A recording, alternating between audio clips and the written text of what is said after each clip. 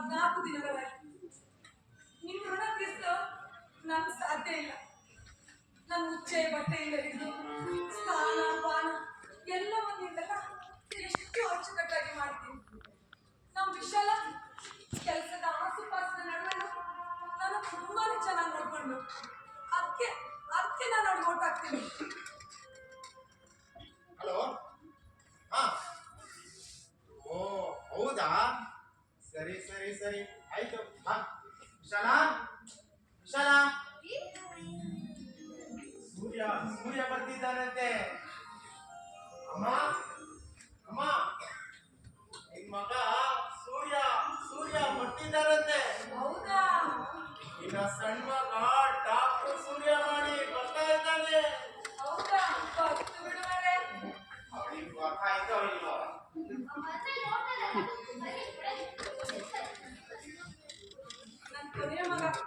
ನನ್ನ ಕೊನೆ ಮಗ ಸೂರ್ಯ ಬರ್ತಿದ್ದಾನೆ. ಅವನ ನಾವು ಮಾಣಿ ಅಂತಲೇ ಕರೆಯೋದು. ಅವ್ನ್ ಎಷ್ಟು ಸಲ ನಾನು ಹೇಳ್ದೆ ಆ ಹೊರ ದೇಶಕ್ಕೆ ಹೋಗ್ಬೇಡ ಅಂತ. ಎಲ್ಲಿ ನನ್ನ ಮಾತು ಕೇಳ್ತಾನೆ. ಪಾಪ ನಮ್ಮ ಶ್ರೀಧರ್ಗೆ ಎಲ್ಲ ಜವಾಬ್ದಾರಿ ಅವನ ತಲೆ ಮೇಲೆ ಬಿತ್ತು.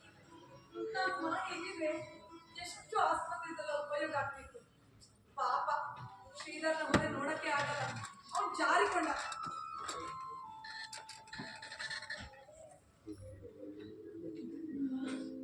ಪಾಪ ನಾವು ಮಕ್ಕಳ ಅಸಂತೋಷಕ್ಕೆ, ಅತೃಪ್ತಿಗೆ, ಅಸಮಾಧಾನಕ್ಕೆ ತಾಯಿಯಲ್ವೇ ಎಲ್ಲಕ್ಕೆ ಹೊಣೆ ಆಗೋಳು. ಮಕ್ಕಳ ಒಳಿತು ಕೆಡುಕುಗಳಿಗೆ ಎಲ್ಲ ಈಡೇರಿಸೋಳು ತಾಯಿ ಅಲ್ವೇ? ಎಲ್ಲ ಮುಂದೆ ಮುಂದೆ ನಡೆದಂತಾಗಿದೆ. ನಮ್ಮ ಮದುವೆ ಮನೆಯಲ್ಲಿ ನಮ್ಮ ಶ್ರೀಧರ ಶಾಲೆ ಓಡಿದಾಗ ಕಾಣಿಸ್ತಾ ಇದೆ. ನಮ್ಮ ಶ್ರೀಧರ್ಗೆ ಕಿರುಮಿಸೆ ಬಂದದೆಲ್ಲ ಕಾಣಿಸ್ತಾ ಇದೆ.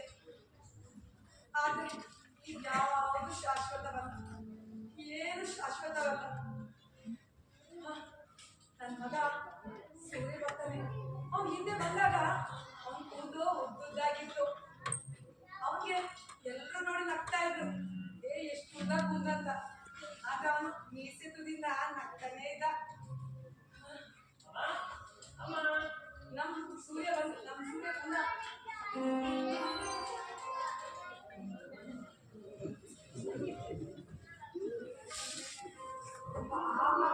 ಎಷ್ಟು ಚೆನ್ನಾಗಿದೆ, ಹೊಟ್ಟೆ ತಿನ್ನಕ್ಕೆ ಏನು ಇಲ್ವಾ ಅಂತ.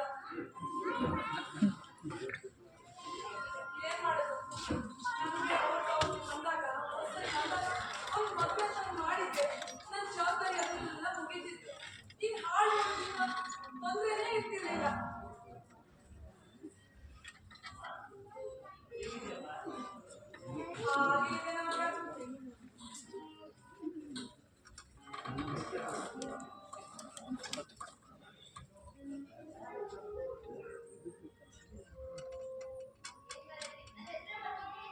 ಹಾಗೆ ನಮಗೆ ನನ್ನ ಮಗ ಡಾಕ್ಟರ್.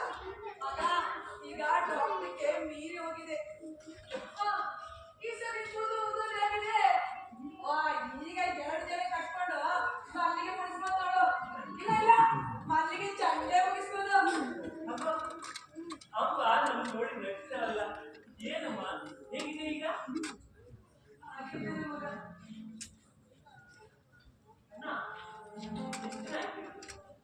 ಆಯ್ತಲ್ಲ, 15 ದಿನ ಕಳೀತಲ್ಲ.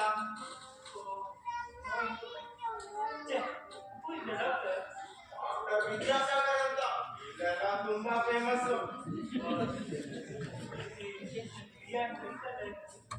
ಪಾಪ ನನ್ನ ಅಸಹ್ಯ ಕಥೆ ಹೇಳ್ತಿದ್ದಾನೆ. ಏನ್ ಮಾಡೋದು ಮಗ? ನನ್ನ ಮನೆ ಬರೋದಲ್ಲಿ ಇದೇ ಬರ್ದಿತ್ತು. ಏನು ಮಾಡಕ್ಕಾಗಲ್ಲ. ಇವ್ರು ಬಂದಲ್ಲ. ಹೇಗಿದೆಯಾ? ಎಷ್ಟು ಬದಲಾಗಿದೆಯಾ ಅಂತ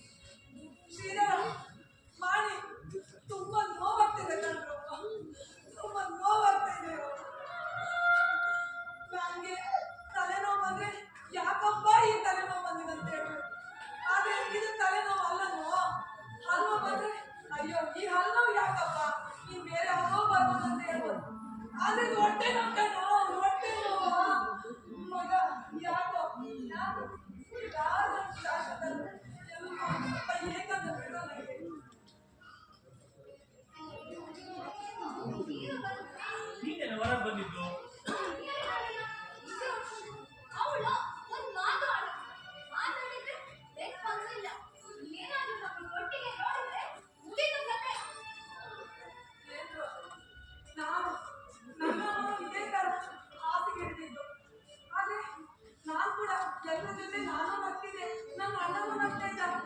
ಆದ್ರೆ ಅವಳನ್ನ ನಾವು ಜಾಗೃತಿಯಾಗಿ ಅವ್ಳು ಬೇಕಾದ್ರೆ ನೋಡಿದ್ರೆ ನಾವು ಚೆನ್ನಾಗಿ ನೋಡ್ಕೊಂಡಿಲ್ವಾ? ಅವಳ ಪ್ರೀತಿಯಿಂದ ನೋಡಿಲ್ವಾ? ಆದ್ರೆ ಇದೆ ಅಂತಲ್ಲ ನಂಗೆ ಗೊತ್ತಿಲ್ಲ. ರಗಳೆ ಅಷ್ಟೇ ಇದೆ. ನೋಡ್ ಶಾರದಾ, ಇನ್ನು ಆದಷ್ಟು ಬೇಗ ಅವಳಿಗೆ ಕಪ್ಪದು ಒಳ್ಳೆಯದು. ಇಷ್ಟೊಂದು ಮರ ಬೇಗ ಅವಳು ಬೆನ್ನು ನೋಡಿದ್ಯಾ? ಬೆಡ್ ಸೋರ್ ಆಗೋ ಲಕ್ಷಣ ಎಲ್ಲ ಕಾಣ್ತಾ ಇದೆ. ಆ ನೋವಿಂದ ಅವಳಿಗೆ ಮಲ್ಕೋಕ್ಕಾಗ್ತದೋ ಇಲ್ವೋ?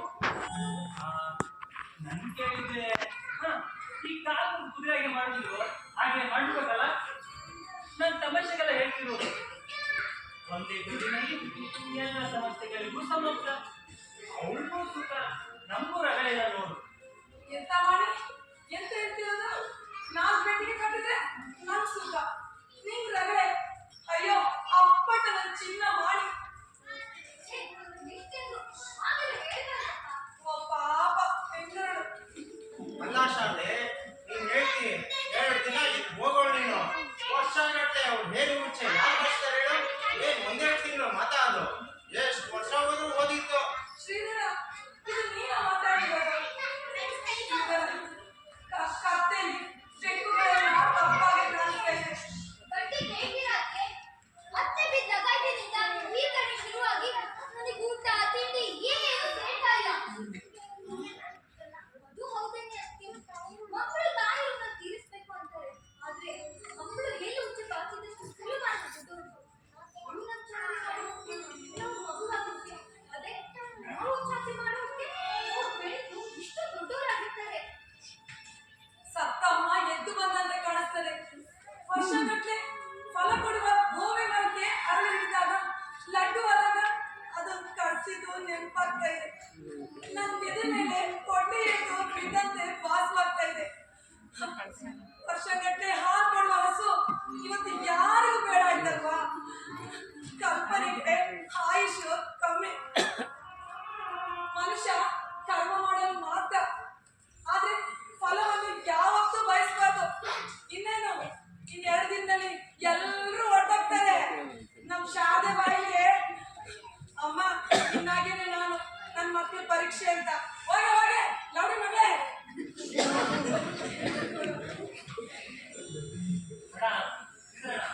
ನೋಡಿ, ನಾನು ನಾಳೆ ಅಮೆರಿಕಕ್ಕೆ ಹೋಗ್ಬೇಕು. ಅಲ್ಲಂದ್ರೂ ತುಂಬಾ ಬಿಸಿ ಇರ್ತೀನಪ್ಪ ನಾನು. ಇದೆಲ್ಲ ನೆವರಣಿ ಪ್ರಾಬ್ಲಮ್. ಶಾರದಾ, ತಗೋ ಸುಮ್ಮೀರು ನೀನು. ಸಿದ್ರಣ್ಣ, ನೀವು ಹೇಗೆ ಡಿಸೈಡ್ ಮಾಡ್ತೀರೋ ಅದನ್ನ ಓಕೆ.